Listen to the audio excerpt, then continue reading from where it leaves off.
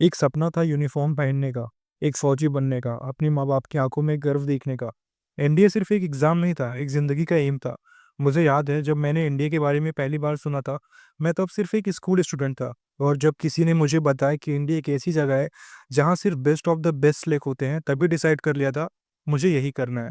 लेकिन जो सपना मैंने देखा था, वो सपना मेरी आँखों के सामने टूट गया। जब एनडीए का रिज़ल्ट आया और मेरा नाम उस लिस्ट में था ही नहीं। पर आज मैं तुम्हें सिर्फ़ अपनी कहानी नहीं, बल्कि एक सच बताने आया हूँ। एक ऐसी कहानी जो सिर्फ़ मेरी नहीं, बल्कि उन लाखों लोगों की है जो एनडीए का सपना देखते हैं पर फेल हो जाते हैं। जब मैंने एनडीए की तैयारी शुरू की थी, तब हर एक दिन नई एनर्जी के साथ उठता था, एक सोल्जर की तरह जीना शुरू कर दिया था। सुबह जल्दी उठना, रनिंग करना, दोस्तों को मोटिवेशन देना, सब कुछ परफेक्ट लग रहा था। मुझे याद है पहली बार जब मैंने मैथ्स का एक पूरा सिलेबस फिनिश किया था, तो अंदर से कॉन्फिडेंस आया कि मैं एनडीए क्रैक कर सकता हूँ। लेकिन एनडीए सिर्फ़ एक एग्ज़ाम नहीं, एक स्ट्रैटेजी का गेम है।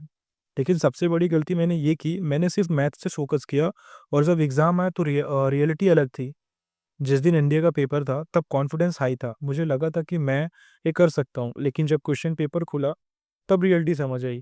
पहला सवाल देखा, समझ नहीं आया, दूसरा सवाल देखा, डाउट हो गया, तीसरा सवाल देखा और दिमाग फ्रीज़ हो गया। मैं एक-एक सेकंड वेस्ट किया। मतलब मैंने एक-एक सेकंड वेस्ट किया और जब पेपर खत्म होने आया, तब रियलाइज़ हुआ कि बहुत सारे क्वेश्चन तो मैंने सॉल्व ही नहीं किए।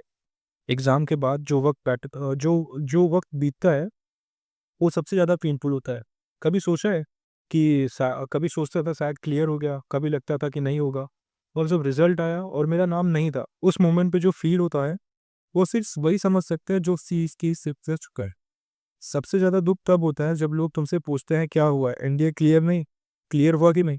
और तुम्हारे पास कोई जवाब नहीं होता। तो उस दिन मैंने समझा सिर्फ़ एक सब्जेक्ट स्ट्रॉन्ग होने से एनडीए नहीं निकलेगा। जब मैंने एनालाइज़ किया तब रियलाइज़ हुआ कि 30-40% क्वेश्चंस रिपीट होते हैं। अगर मैंने सिर्फ़ पिछले 5 साल के पेपर्स किए होते तो शायद ये मिस्टेक नहीं होती। मैं आपको 3 लेसन्स दूँगा। पहला लेसन है एनडीए सिर्फ़ एक सब्जेक्ट नहीं है, हर सब्जेक्ट का बैलेंस होना चाहिए। लेसन 2 टाइम मैनेजमेंट सबसे बड़ा गेम चेंजर है। लेसन 3 एसएसबी प्रिपरेशन शुरू से करनी चाहिए।